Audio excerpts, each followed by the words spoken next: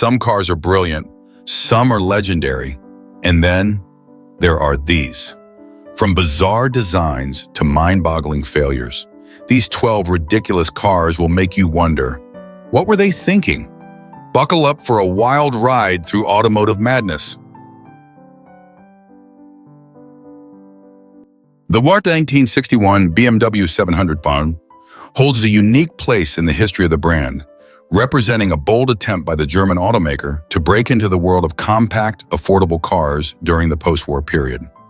As a company known for its luxury vehicles and motorcycles, BMW was at a crossroads in the late 1950s, as the economic climate in Europe made it clear that a new, more economical approach was necessary. This was the time when small, efficient cars were beginning to dominate the automotive market, especially in post-war Europe, where the need for affordable mobility was at an all-time high. In the years following World War II, the landscape of the automobile industry began to shift, with smaller cars becoming increasingly popular.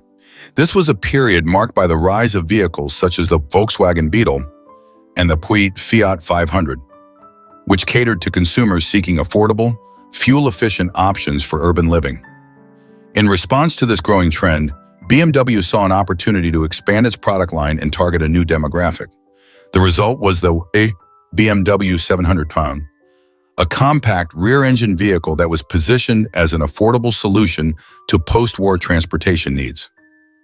Powertrain and engineering. The BMW 700 was equipped with a small 697cc horizontally opposed twin engine, which produced a modest 34 horsepower. On paper, the engine didn't seem like much, but it was surprisingly effective in terms of performance. The car could achieve a top speed of around 140 km/h, 87 mph, which was quite decent for a small car of its time. Despite the modest power output, the 700 was agile, nimble, and fun to drive, thanks in part to its rear-engine design and a 4-speed manual transmission that allowed for more engaging handling. While the car's engine was certainly efficient and economical, its build quality remained one of its most debated aspects.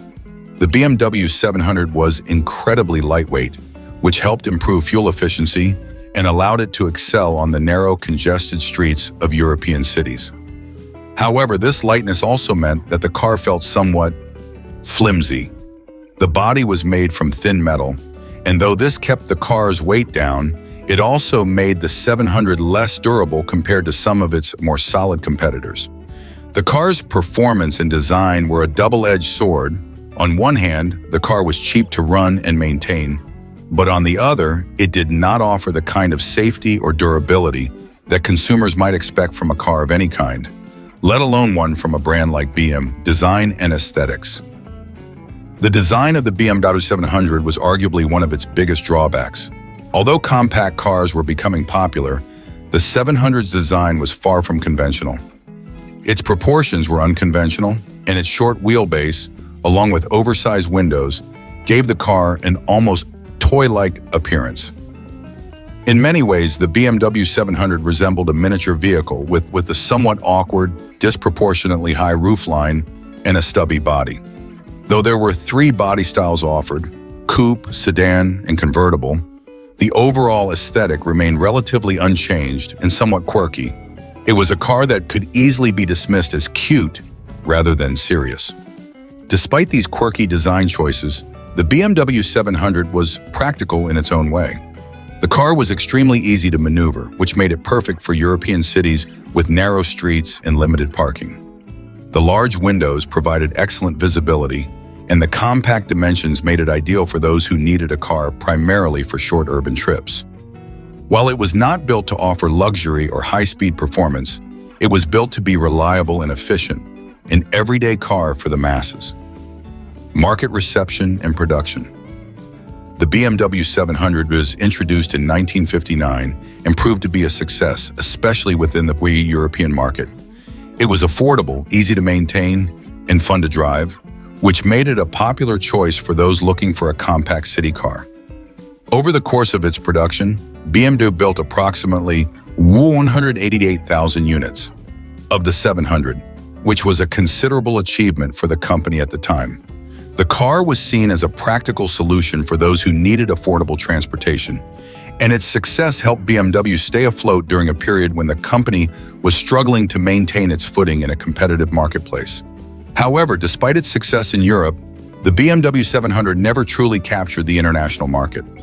The car's awkward appearance, combined with its limited performance and perceived fragility, meant that it never achieved the same global recognition as some of its contemporaries, like the Volkswagen Beetle. While the 700 had a dedicated following in Germany, Italy, and other parts of Europe, it remained a niche product in comparison to other small cars of the era. The Volvo P1800 from the 1960s remains one of the most beautiful and distinctive cars in the history of Volvo. At first glance, it is a car that captures attention with its sleek, elegant lines, stylish profile, and a sense of agility and grace. It was a departure from the utilitarian designs that Volvo was known for at the time. Cars that were practical, durable, and focused on safety above all else. With the P1800, Volvo aimed to capture a different market, one that valued both beauty and performance in a compact, sporty coupe. However, despite its stunning design, the P1800 faced a certain irony. The engineering and performance of the car didn't quite match up to the high expectations set by its outward appearance, creating a contrast between what it promised and what it ultimately delivered on the road. Volvo at the time wasn't necessarily known for building cars that were focused on sport or performance. Instead, the Swedish automaker had earned a reputation for producing safe, durable vehicles that were built to last. This reputation made the P1800 something of a gamble. While the car's design exuded a European sports car sensibility, drawing influences from Italian design houses like Carrozzeria Pietro Frua, its engineering was still rooted in Volvo's more conservative, practicality-driven approach. The P1800's engine, a 1.8-liter four-cylinder, didn't offer the raw power or the responsiveness that drivers of true sports cars would expect. Early models made around 90 horsepower, which later increased to approximately 115 horsepower. But these figures were far behind those of many of the car's competitors at the time. While the car could reach a top speed of around 100 km/h, which was decent for a car of its class, the P1800 struggled to compete with more performance-focused vehicles, such as the Jaguar E-Type or the Chevrolet Corvette. These cars, with their larger, more powerful engines, provided a far more exhilarating driving experience. The P1800, in contrast, was more of a grand tourer than a true sports car, offering comfort and style but lacking the sharpness and handling dynamics that one might expect from a car with such a sporty appearance. Despite its relatively underwhelming performance, the P1800 wasn't without its virtues. The car was still a solid, reliable machine, built with the same emphasis on durability that Volvo was known for. The P1800's construction quality was outstanding, solid, well-crafted, and reliable. Over the years, many owners have reported high mileage and exceptional reliability from their P1800s. While it wasn't necessarily a thrilling car to drive on twisty back roads or racetracks, it was dependable and comfortable for long-distance cruising.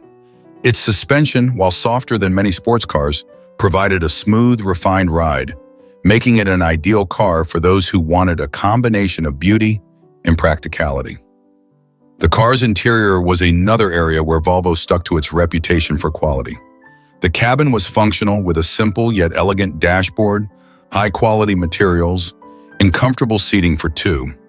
While the interior didn't quite have the luxury feel of some of its rivals, it was built to last and suited the P1800's character as a reliable and durable vehicle. The P1800 was a car that sought to balance beauty with practicality, yet it always seemed to sit somewhat uncomfortably between these two worlds. It wasn't quite the performance car enthusiasts hoped for, nor was it the practical family car that Volvo was traditionally known for. However, what it lacked in outright performance, it more than made up for in its undeniable style and reliability. The car became a symbol of Volvo's ability to create an attractive, functional vehicle that still had that signature durability and longevity. The P1800's legacy is further cemented by its pop culture association with the 1960s British TV series The Saint, where it was driven by the suave Simon Templar, played by Roger Moore. This exposure helped the car gain iconic status, elevating its cultural significance far beyond its performance capabilities. The P1800 became more than just a car. It became a symbol of European elegance, sophistication, and style, especially when seen in the context of Moore's charming portrayal of Templar. In conclusion, while the Volvo P1800 may have fallen short in terms of performance, it was still an incredibly important car in the history of the brand. It was an attempt to step into a new market, and while it didn't achieve the full success it might have hoped for in terms of performance, it succeeded in creating a car that stood out in terms of design, durability, and cultural significance. It remains a beloved classic today, a beautiful reminder of a time when cars were not just about performance, but about elegance and endurance as well. The 1983 Chevrolet Citation was one of General Motors' greatest disappointments. An automobile that was initially hailed as an affordable, compact family car, but ended up being remembered more for its engineering failures and poor quality than any of the advantages it might have had. This model was introduced as part of GM's push to capture a larger share of the compact car market, a sector that was becoming increasingly important in the 1980s, especially with the rising demand for more fuel-efficient vehicles. With the energy crisis of the 1970s still fresh in people's minds, GM hoped that the Citation would serve as an affordable, practical solution to the changing automotive landscape. Instead, it became a laughingstock, criticized for its poor build quality, unreliable performance, and terrible handling. When the Citation was first introduced, it was positioned as a modern, reliable, and efficient vehicle that would provide families with a compact and economical alternative to the larger gas-guzzling cars that had dominated the market in the 1970s. In theory, it was a good idea. The compact size of the Citation made it an attractive option for people who wanted something easier to park, more economical on fuel, and simpler to maintain than its larger counterparts. However, in practice, the car was plagued by a series of issues that soon made it one of GM's most infamous failures. Perhaps the most significant issue with the Citation was its poor build quality. Many early owners reported problems with the car's construction, which felt cheap and flimsy. The fit and finish were subpar, with door panels that didn't align properly, plastic trim pieces that cracked and broke easily, and interior components that felt like they would fall apart after just a few years of use. The poor attention to detail made the car feel less like a reliable family vehicle and more like a poorly constructed prototype. As a result, many drivers who purchased the Citation quickly found themselves dealing with a host of annoying issues, ranging from malfunctioning window regulators to seats that became uncomfortable far too quickly. The most glaring flaw of the Citation, however, was its lack of reliability. Despite being marketed as a family-friendly, practical car, the Citation was anything but reliable. Its engines, particularly the 1.9-liter and 2.8-liter V6 engines, were notoriously prone to breakdowns. Owners frequently reported issues such as engine misfires, fuel pump failures, and transmission problems. In fact, the Citation was infamous for its tendency to break down at the worst possible moments. These issues were not only frustrating for drivers, but they also led to expensive repair bills and contributed to the car's reputation for poor durability. What was supposed to be a simple, low-maintenance car quickly turned into a car that required frequent repairs, making it an impractical choice for families. Adding to the car's problems was its handling. The Citation's handling was often described as horrible, with soft suspension and unresponsive steering that made it difficult to drive confidently, particularly at higher speeds or around corners. The car lacked the stability that was expected from a compact car, and its poor suspension design meant that it could easily feel bouncy and unstable on rough roads. Compared to other compact cars on the market at the time, such as the Honda Civic or Toyota Corolla, the Citation simply couldn't measure up in terms of driving dynamics. It was a car that was built to be practical and affordable, but the lack of attention to its handling left many drivers feeling unsafe or uncomfortable while driving. Despite its many faults, the Citation did have a few redeeming features. Its compact size made it easy to park, particularly in crowded urban areas where space was at a premium. The car was also relatively fuel efficient, making it an attractive option for those who are looking to save on gas in an era where fuel economy was a major consideration for many consumers. The hatchback design offered some practicality in terms of cargo space, and there was also a wagon version of the Citation that could accommodate more passengers and cargo. However, these small advantages couldn't outweigh the fundamental issues with the car. What's most surprising is that the Chevrolet Citation had a strong marketing campaign behind it, promising reliability and durability. But the reality of the car was far different. The car quickly gained a reputation for mechanical failure, which led to it being pulled from the market after only a few years. The Citation was a case of GM trying to break into a competitive market without fully understanding what consumers wanted or needed. They had focused on cutting costs, perhaps in an attempt to compete with cheaper foreign imports, but they had ultimately sacrificed too much in terms of quality and performance. The 1957 Ford Thunderbird, often celebrated for its classic American design, has become an iconic piece of automotive history. Its sleek lines, stylish curves, and luxurious features made it one of the most visually appealing cars of the era. However, when it was first introduced, the Thunderbird wasn't just about looks. It was marketed as a sports car that could rival the Chevrolet Corvette. In many ways, it fell short of this performance-based ambition, ultimately positioning itself more as an upscale family car than a true sports car.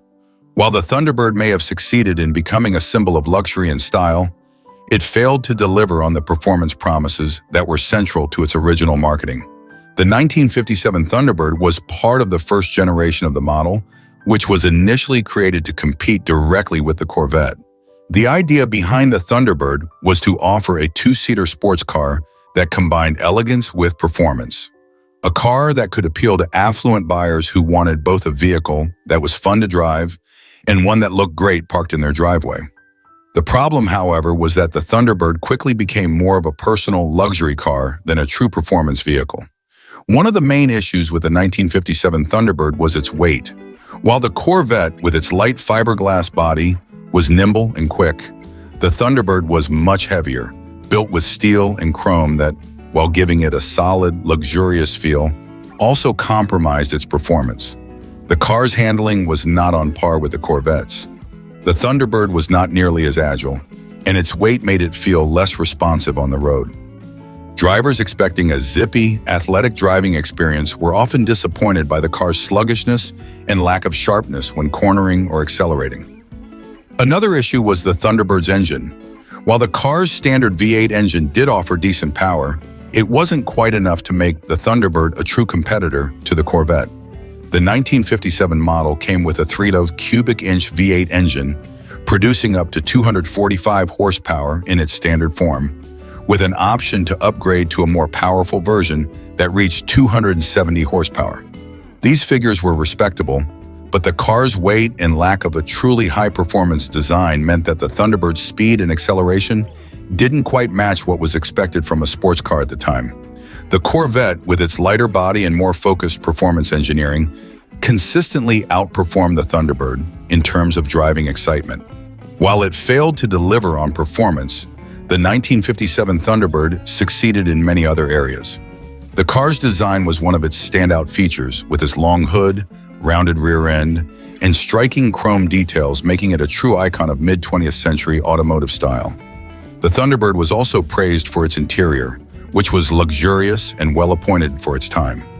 With features like plush leather seats, a well-designed dashboard, and various options for comfort, the Thunderbird was more akin to a personal luxury coupe than a stripped-down sports car.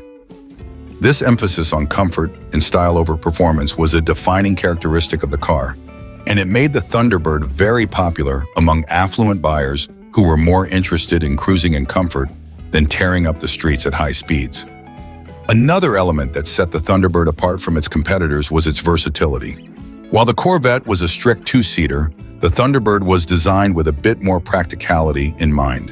For the 1957 model year, Ford offered an optional rear seat, making the Thunderbird a 2+2 sports car of sorts, suitable for those who wanted the sporty feel of a two-seater, but with a little more space for passengers.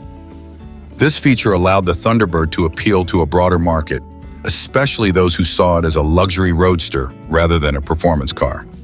The additional space, however, further contributed to the Thunderbird's heavier weight, which ultimately hampered its overall driving experience.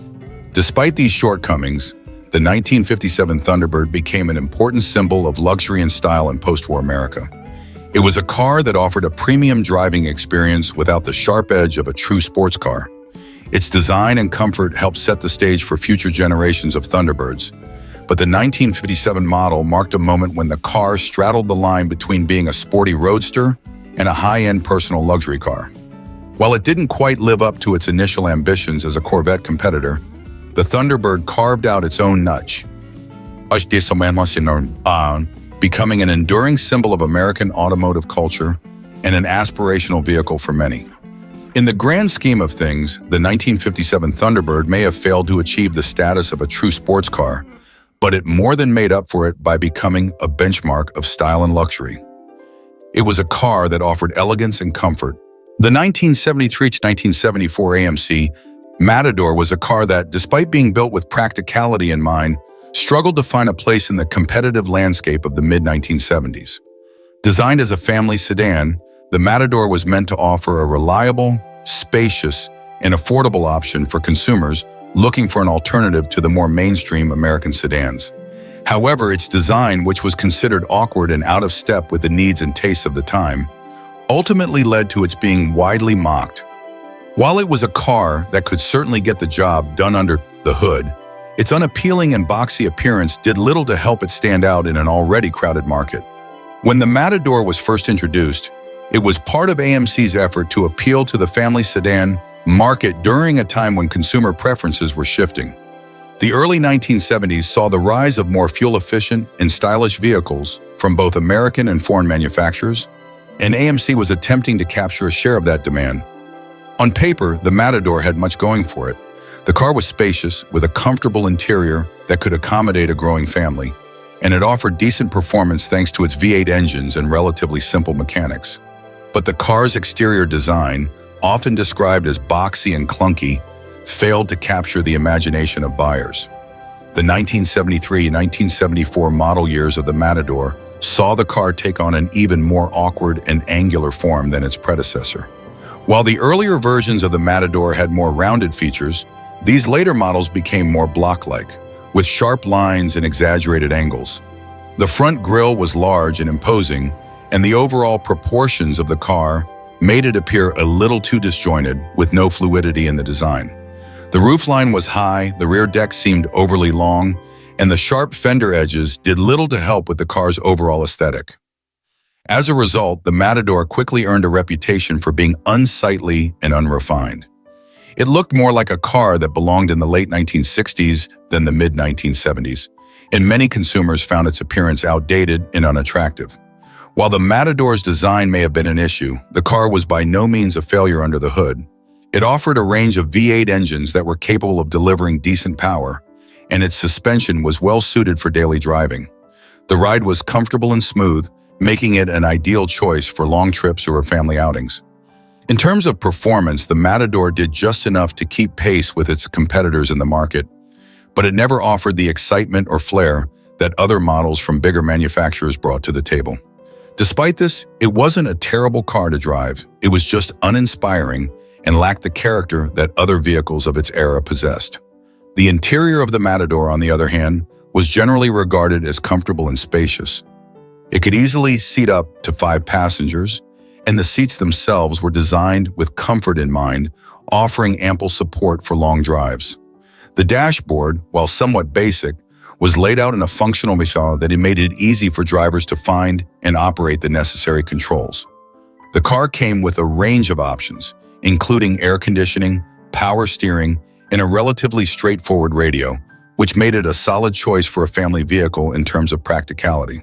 However, the lack of luxury features or advanced technology meant that the Matador felt somewhat behind the times compared to rivals like the Chevrolet Impala or the Ford Torino. While the Matador's performance and interior comfort were enough to satisfy buyers looking for a reliable sedan, its overall image and styling issues made it hard for the car to stand out in a competitive market. At a time when American automakers were still grappling with the effects of the oil crisis, consumers were increasingly looking for more stylish, economical, and fuel-efficient alternatives, many of which were coming from overseas. The Matador's lack of visual appeal and its failure to offer the excitement and aesthetic of its competitors made it hard to compete with the more appealing options that were available. Another issue the Matador faced was its marketing. Despite being a well-built and functional vehicle, it never truly found its identity in the marketplace. Unlike other cars of its era, which were carefully positioned as either muscle cars, luxury sedans, or family haulers, the Matador had no clear vision of what it wanted to be. It was caught somewhere in between, trying to balance family comfort with the rugged image of a muscle car, but failing to fully embrace either. Consumers were left confused about what the Matador was offering, and it never really gained a dedicated following. Ultimately, the 1973-1974 AMC Matador became a footnote in automotive history, remembered for its awkward design and lackluster presence in a time when the automotive world was changing. The 1968-1973 Dodge Charger second generation is often viewed as a disappointment for muscle car enthusiasts, especially when compared to the legendary first-generation Charger. While the original 1966-1967 model earned a place in American automotive history as a sleek, aggressive, and powerful muscle car, the second-generation Charger struggled to live up to the lofty expectations set by its predecessor. Despite the hype and anticipation surrounding its release, this iteration of the Charger became known for its excessive size, underwhelming performance, and poor handling, which tarnished its image as the all-American muscle car it was intended to be. When the second-generation Charger debuted in 1968, Dodge aimed to create a more refined and stylish muscle car that could appeal to a broader audience. The new design was larger and more luxurious, with longer body panels and a sloping fastback roofline that gave it a more aggressive and streamlined look. While the aesthetic changes were certainly bold, they resulted in a car that was much bigger and bulkier than the first-generation model. The car's size quickly became one of its major drawbacks, particularly when it came to handling and maneuverability. The new Charger was over 200 inches long, which made it harder to handle on winding roads or tight corners. What was supposed to be a nimble, fast muscle car became a cumbersome, oversized vehicle that struggled to match the agility of its competitors. The second-generation Charger's performance also failed to live up to expectations. While the first-generation Charger had been powered by a range of potent V8 engines, including the legendary 426 Hemi, the second-generation model's engine options were less exciting. By the time the 1968 model was released, the muscle car market was already beginning to change, with rising insurance rates, stricter emissions regulations, and a shift in consumer preferences. Dodge's response was to offer a wider array of engine options, but many of these engines simply didn't have the power or punch needed to give the Charger the performance that buyers were expecting. The base engine in the 1968 Charger was a 318 cubic inch V8, which offered decent performance but fell short of the explosive power that muscle car fans craved. The larger engines, such as the 383 cubic inch V8 and the 440 cubic inch V8, offered more power. But even these options couldn't match the raw performance of the original Charger's higher output engines. The Charger was marketed as a car built for speed and power, but the reality was that it didn't offer the kind of thrilling acceleration or top-end speed that muscle car enthusiasts had come to expect. Despite its imposing looks, the car lacked the raw muscle that had made the first generation so thrilling to drive. While the Hemi engine was still available in the second-generation Charger, for those willing to pay the price, it was no longer the primary engine offering, and the performance of even the upgraded versions of the car simply didn't stack up to the raw power of the previous model. One of the most significant problems with the second-generation Charger, however, was its handling. While the first-generation model was known for its agility and ability to handle well on both straightaways and curves, the second-generation Charger struggled with its bulky size and poor suspension design. The car felt sluggish and unresponsive, especially in tight turns or quick maneuvers. For a car that was supposed to embody the spirit of American muscle, the Charger failed to deliver on its promise of dynamic performance. Its heavy weight and lack of a precise steering system had made it feel more like a land yacht than a performance car, and this made it a less enjoyable driving experience compared to competitors like the Ford Mustang or Chevrolet Camaro. Though the second-generation Charger wasn't the high-performance muscle car that many had hoped for, it still had a certain appeal for those who valued its styling and the presence it commanded on the road. The new design was a departure from the more angular, compact lines of the first-generation model, with a more dramatic roofline and a longer front end. The RT road track version, introduced in 1968, was the closest thing to a true performance model in the second generation, and while it offered more powerful engine options, it still couldn't quite match the thrilling performance of earlier muscle cars. The Charger was now more of a luxury muscle car than a pure performance machine, attracting buyers who prioritized style and comfort over raw speed and handling. The 1970s brought further complications for the Charger as Dodge tried to adapt to changing market demands. Rising insurance premiums, stricter fuel economy standards, and the onset of the oil crisis led to a decrease in demand for muscle cars, and the Charger was no exception. In response, the Charger's size. The 1950-1954 MGTD is often seen as a charming and quaint British roadster, but its place in automotive history is a bit complicated. While it gained a following among a small group of sports car enthusiasts, its underwhelming performance and unusual design choices left it struggling to compete with its more powerful American counterparts. The MGTD was an attempt by the Morris Garages Company to create an affordable roadster that could appeal to those looking for a true driving experience, but its tiny engine, small wheels, and slow acceleration made it an impractical choice for many buyers, especially in the context of a post-war world eager for speed and power. Released in the early 1950s, the MGTD was a continuation of the company's efforts to build a car that could tap into the growing demand for affordable sports cars. The car was equipped with a 1.3-liter inline-4 engine, which was relatively small by the standards of the time. It produced just around 54 horsepower, which, while sufficient for a car of its size, wasn't enough to make it a serious contender against other sports cars of the era. American cars, such as the Chevrolet Corvette and Ford Thunderbird, were pushing boundaries with their V8 engines and powerful performance, making the MGTD's meager power output seem laughable in comparison. The MGTD was slow, with a top speed of around 80 miles per hour, and its 0 to 60 time was closer to 20 seconds than the quick acceleration that sports car enthusiasts craved. The car's performance wasn't the only issue. While the MGTD certainly had the classic roadster look that many found endearing, it was unpractical in many respects. Its small 17-inch wheels were part of the car's vintage charm, but also contributed to a rough ride and a lack of stability at higher speeds. The steering was heavy and imprecise, making it difficult to handle, especially on rough or uneven roads. The car's design, though charming in its own way, lacked the modern appeal that was starting to take hold in the automotive market. Its outdated appearance, with its bulbous fenders and separate fender-mounted headlights, made it seem more like a relic of the 1930s than a product of the 1950s.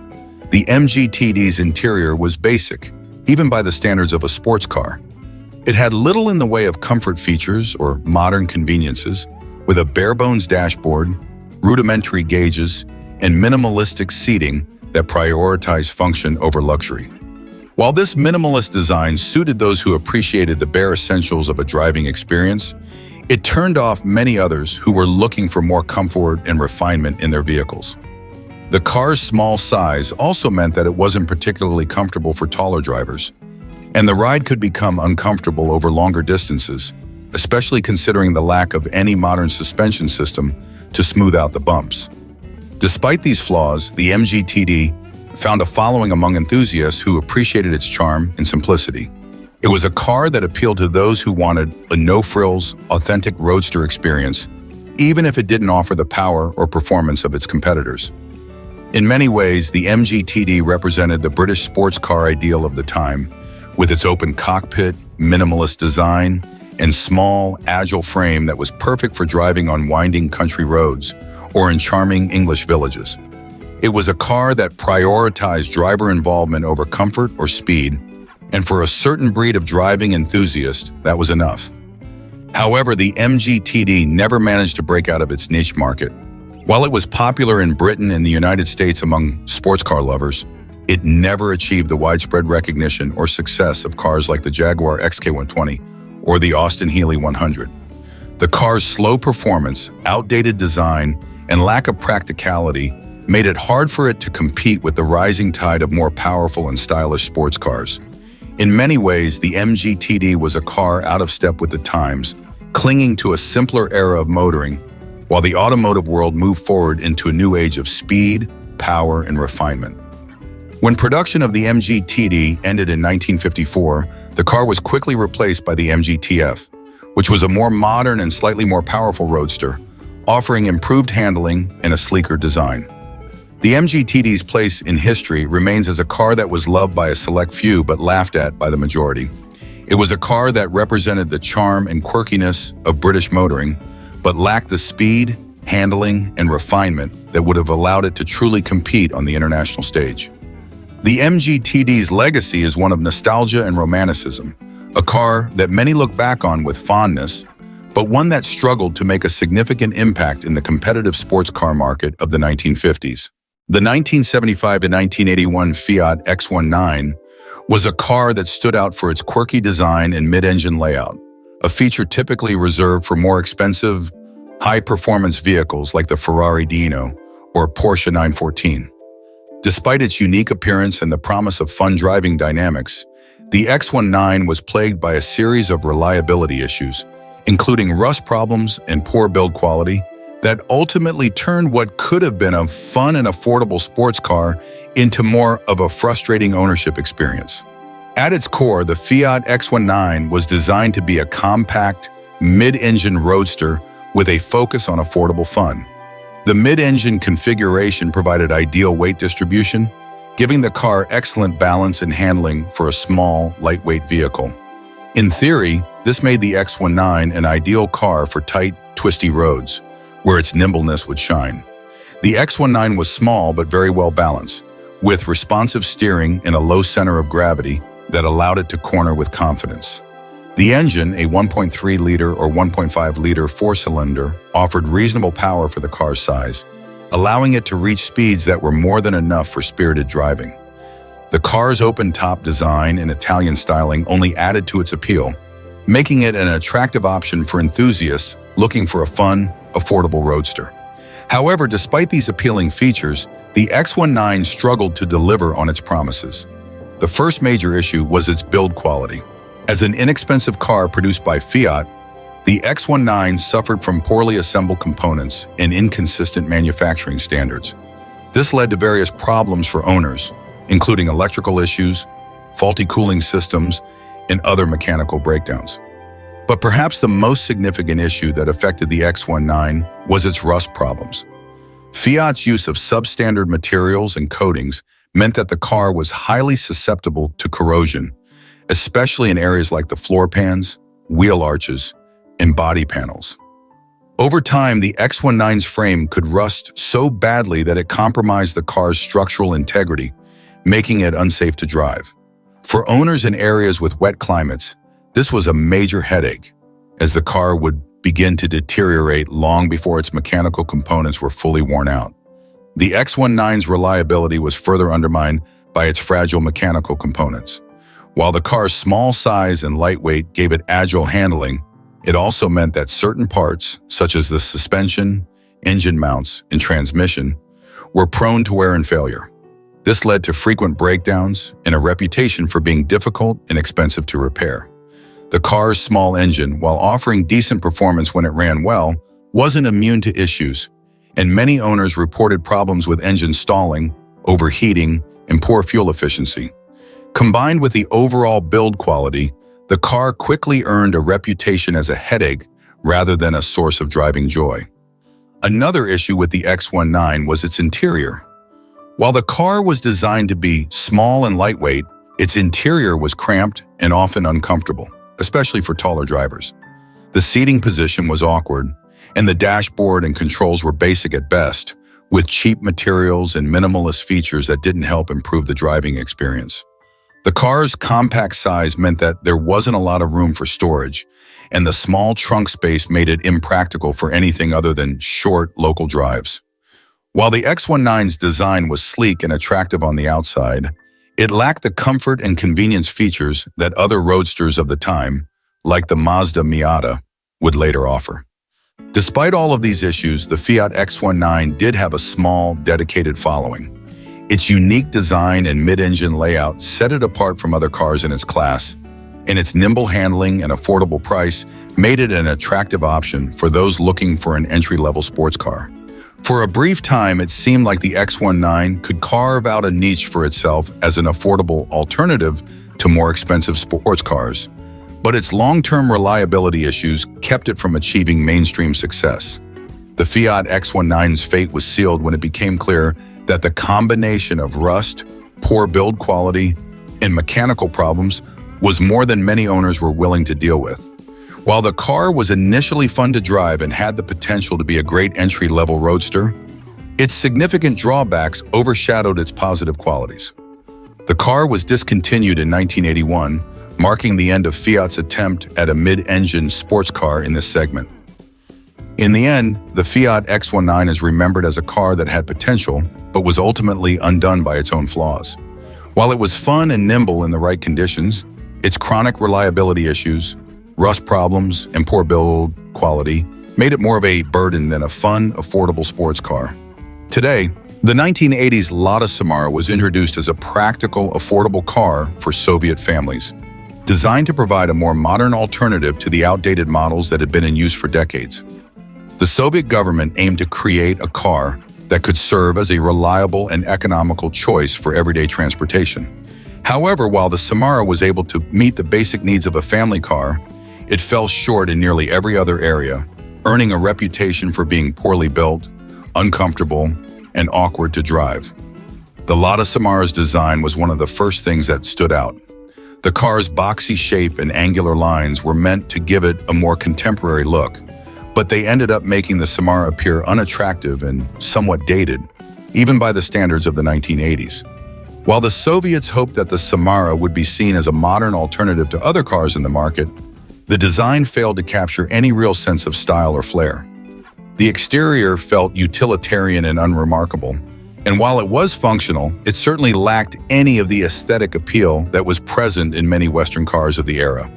The car's somewhat clunky design was part of a larger issue with its build quality.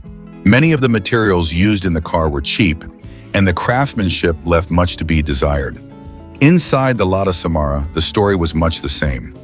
The interior was basic at best, with minimalist features that prioritize function over comfort. Hard plastic surfaces, cheap upholstery, and rudimentary controls made the cabin feel less like a modern vehicle and more like an economy-class relic. The seating was uncomfortable, with poorly padded seats that made long trips feel like a chore. The cabin's fit and finish were subpar, and it wasn't uncommon for interior parts to rattle or wear out over time. The ride was far from smooth, and the suspension system struggled to absorb bumps, making it a rather uncomfortable car to drive on anything other than perfectly smooth roads. On the road, the performance of the Lada Samara was another major shortcoming. The car was powered by small, underwhelming engines that provided little power for the weight of the vehicle. The 1.1 and 1.3-liter four-cylinder engines were slow, offering poor acceleration and top speeds that were simply not competitive with other cars in its class. The Samara's handling was equally disappointing, with loose steering, poor stability at higher speeds, and understeering that made it difficult to control, especially in wet conditions. The lack of power combined with poor handling made the car feel sluggish and unresponsive, not only failing to excite drivers, but also making it unsafe at higher speeds or in tight maneuvers. The car's reliability was also a point of concern, despite the Soviet Union's goal of building an affordable and practical car. Though the Samara was designed to be durable enough for Soviet conditions, it was still prone to mechanical issues. Over time, many owners experienced engine problems, electrical failures, and issues with the gearbox, which undermined its reputation for reliability. The car's rust resistance was also poor, with many Samaras developing rust spots on the bodywork after only a few years of ownership, especially in areas with high humidity or salt exposure. The Lada Samara did manage to fulfill one of its primary goals. It was indeed affordable and relatively easy to maintain, which made it accessible for many Soviet families. However, low cost was its only real virtue, as it offered little in the way of comfort, performance, or design quality. It became a symbol of the kind of car that prioritized functionality over quality, a basic mode of transportation that didn't really inspire pride in its owners. For many, it was a car that simply got the job done, though there was little joy to be found in driving it. Despite its flaws, the Samara found its way into a number of Eastern Bloc countries and even into export markets in the West. However, it never gained the kind of popularity or admiration that other Soviet vehicles, like the Volga or Moskvich, had earned in their home market. As the 1980s progressed, the Samara was increasingly seen as outdated and uncompetitive, with more modern and reliable vehicles emerging from the West and other parts of Europe. Today, the Lada Samara is viewed through the lens of nostalgia by some, a car that represents the economic constraints and design limitations of the Soviet era. To others, it is a symbol of a car that was intended to be functional and utilitarian, but was ultimately hampered by poor engineering, weak performance, and an uninspiring design. The Samara's legacy is a reminder that sometimes affordability is the only thing that can make a car stand out, even when it fails to deliver on every other front. The 1971-1974 Honda N600 marked Honda's first significant attempt to enter the North American automotive market. This tiny car, powered by a 600cc engine, was designed with the intention of offering a small, fuel-efficient alternative to the larger vehicles that dominated the U.S. roads at the time. It was part of Honda's strategy to introduce a compact car that could appeal to urban drivers and provide an economical option during a period when fuel prices were climbing. The N600 was intended to serve as a cheap, simple solution for people in search of an affordable vehicle that wouldn't burn through too much fuel. The engine in the N600 was incredibly small, producing just 4.4 horsepower, which was a far cry from the more powerful cars that most Americans were used to. With a top speed of around 60 miles an hour, the N600 was incredibly underpowered for highway use, making it almost impossible for it to keep up with the traffic flow on faster roads. For city driving, the N600 was somewhat adequate, but even then, its limited engine capacity made it feel more like a novelty rather than a serious option. The small engine made it a fuel saver, but it came at the expense of power, performance, and overall versatility. The design of the N600 was equally as unconventional as its engine. It was a very small car, measuring around 10 feet long and 5 feet wide, which made it feel more like a toy than an actual automobile. The compact nature of the car, while ideal for tight city parking and narrow streets, was impractical for most drivers who needed something with more space. Inside, the car offered little more than just enough room for 2 adults, making it unsuitable for families or anyone who needed to haul anything beyond a couple of bags. The interior lacked comfort and features, with minimal upholstery and a rudimentary dashboard that reflected its status as an entry-level model. The car's boxy, utilitarian design was far from aesthetically appealing, especially when compared to the more polished, larger cars on the road at the time. Honda marketed the N600 as a solution to rising fuel prices during the oil crisis, with the car offering excellent fuel economy, achieving anywhere between 40 and 50 miles per gallon. In a time when Americans were starting to become more conscious of gas consumption, this seemed like a very appealing proposition. However, the N600's appeal was limited by its lack of power, lack of cargo space, and overall discomfort. Even though the car excelled in terms of fuel efficiency, it struggled to win over customers who were accustomed to more spacious, powerful, and comfortable cars. The tiny size, combined with the lack of modern features such as air conditioning and a functional heating system, made it a difficult sell in a market that valued convenience and comfort. Reliability also became an issue for the N600, particularly in the early years. While Honda had a reputation for building durable motorcycles, its experience in car manufacturing was still in its infancy, and the N600 suffered from common issues such as rust and poor build quality. As a result, many owners found themselves frequently repairing their cars, which further hurt its reputation. The car's lack of long-term durability led to many buyers opting for other small cars that were better built and provided a more reliable driving experience. While the N600 found some niche appeal with a small group of enthusiasts and people looking for an ultra-compact car, it failed to achieve any sort of significant market share in North America. The car's small size, odd appearance, and limited practicality made it a hard sell to the average American consumer. Additionally, while the N600 was affordable, its price was not significantly lower than that of other compact cars, and its performance did not justify the cost for most buyers. After just 3 years of production, Honda discontinued the N600 in 1974 and shifted its focus to future models that would better suit the needs of North American drivers. However, despite its commercial failure, the N600 played a crucial role in Honda's broader strategy and long-term success in the U.S. market.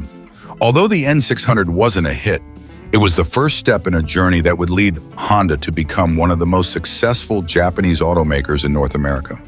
The N600 helped introduce American consumers to the idea of small, fuel-efficient cars made by a Japanese manufacturer, which paved the way for the success of later models, most notably the Honda Civic. The Civic, which would be introduced shortly after the N600 was discontinued, addressed many of the shortcomings of its predecessor by offering better performance, more space, and greater reliability. The Civic would go on to become one of the best-selling and most respected cars in America, marking Honda's transition from a niche brand to one of the most well-known names in the industry. The 1960 Lincoln Continental Mark V was the epitome of luxury and American automotive excess during the late 1950s and early 1960s. Built by Lincoln, a division of Ford, this coupe was designed to provide an extravagant experience for those who sought comfort, style, and performance in a car. At the time, the Mark V was considered a premium vehicle, and its sheer size made a bold statement of opulence. However, while it was meant to be a symbol of American luxury, the car's massive size ultimately became a significant drawback, turning it into a vehicle that was more of a status symbol than a practical choice for everyday driving. The Mark V was equipped with an enormous 225 horsepower V8 engine, and its massive dimensions measured over 19 feet in length and 6.5 feet in width. This made it one of the largest cars on the road at the time, a true behemoth that could overwhelm anyone who wasn't used to driving such a large vehicle. The car's size wasn't just a matter of sheer length, it was also reflected in its weight and handling, which were anything but nimble. At a time when cars were already becoming larger and more powerful, the Mark V took luxury to extremes, becoming a massive presence on the road. While the Mark V was undeniably impressive in terms of its features, performance, and comfort, these qualities also made it difficult to maneuver, especially in crowded city streets or tight parking situations. Its size made it less than ideal for the average driver, as it required careful handling to navigate tight spaces. It was essentially a land yacht, a vehicle that prioritized prestige and comfort over practicality. For many buyers, the car's enormous proportions became more of a hindrance than an asset, as it wasn't as versatile or usable as smaller, more practical luxury sedans or coupes. The styling of the 1960 Lincoln Continental Mark V was equally bold, with a large, imposing front grille, dramatic tail fins, and wide sweeping lines that gave the car an almost regal appearance.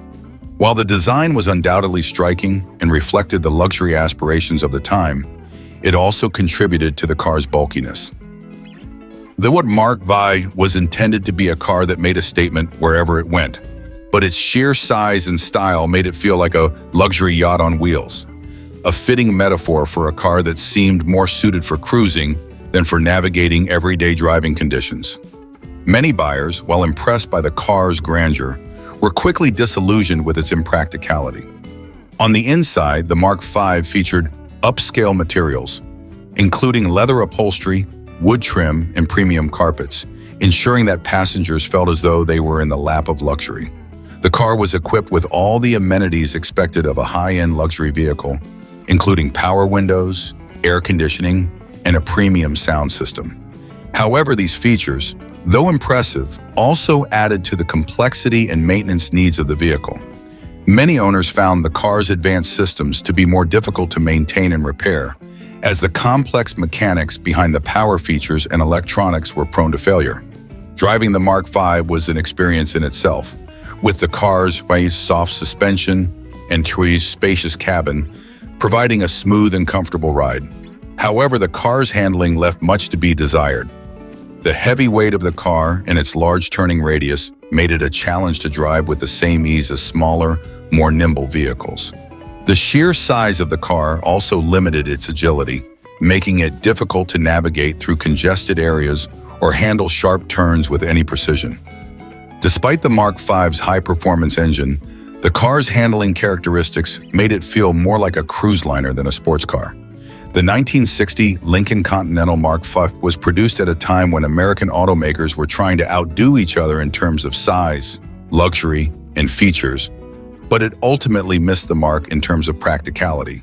While it succeeded in its goal of providing a luxurious, comfortable, and prestigious ride, its enormous size, difficult handling, and complex features made it a less than ideal choice for many buyers who expected more in terms of day-to-day usability. It was a car that seemed designed for the open road, for long, leisurely drives rather than urban living or practical commutes. In the years following the Mark V's production, the automotive industry began to shift away from the extreme excess that defined cars like this one. As fuel prices rose and concerns about car size and efficiency grew, large luxury cars like the Mark V started to fall out of favor. While it remains a symbol of an era of American automotive excess, it is remembered more for its grandiosity than for its practicality. It stands as a reminder of a time when size and luxury were prioritized above all else, even at the expense of everyday functionality. The Toyota 2000 GT, introduced in the late 1960s and continuing into the early 1970s, was a bold and ambitious attempt by Toyota to break into the sports car market, a segment that was traditionally dominated by European manufacturers. The 2000 GT was one of Japan's first serious attempts at producing a high-performance vehicle that could rival the likes of Ferrari, Porsche, and Jaguar. On the surface, the car was a striking success. Its sleek, low-slung design, coupled with the cutting-edge technology of the time, gave it an almost exotic appearance that made it stand out. Despite this, the 2000 GT faced several significant issues that prevented it from becoming the legendary sports car Toyota had hoped for. First and foremost, while the Toyota 2000 GT looked stunning and undoubtedly turned heads with its beautiful lines, its outperformance left much to be desired compared to its more established competitors. At the heart of the car was a 2.0-liter inline-six engine that produced 150 horsepower, which was respectable at the time but nowhere near as powerful as the engines found in some of its European counterparts, such as the Jaguar E-Type or the Porsche 911. The car's top speed of around 935 mph and its 0 to 60 mph time of approximately 8.6 seconds were far from groundbreaking for a sports car of the era, especially when compared to the performance metrics of other vehicles in its class. This made the 2000 GT feel sluggish by comparison, which was disappointing for those who had hoped for a more competitive experience. Beyond its power and acceleration shortcomings, the Toyota 2000 GT was also plagued by reliability issues. Despite being well built for the era, the car suffered from engine troubles, with reports of oil consumption problems and other mechanical issues that made ownership less appealing. Given that Toyota was still relatively new to the sports car scene, the company's engineering prowess had not yet reached the level needed to consistently produce a performance car that could rival the reliability of European sports cars. This lack of dependability affected the 2000 GT's reputation, particularly as enthusiasts began to compare it to other vehicles that were known for their precision engineering and long-lasting durability. The 2000 GT's handling was another area where it didn't fully meet expectations. Although it had a relatively light and balanced chassis, its suspension system, while advanced for its time, couldn't compete with the more refined setups found in European sports cars. The car's performance on the track or during spirited driving was good, but it wasn't exceptional. Compared to competitors, it often felt less responsive and more prone to understeer, which further diminished its appeal among serious driving enthusiasts.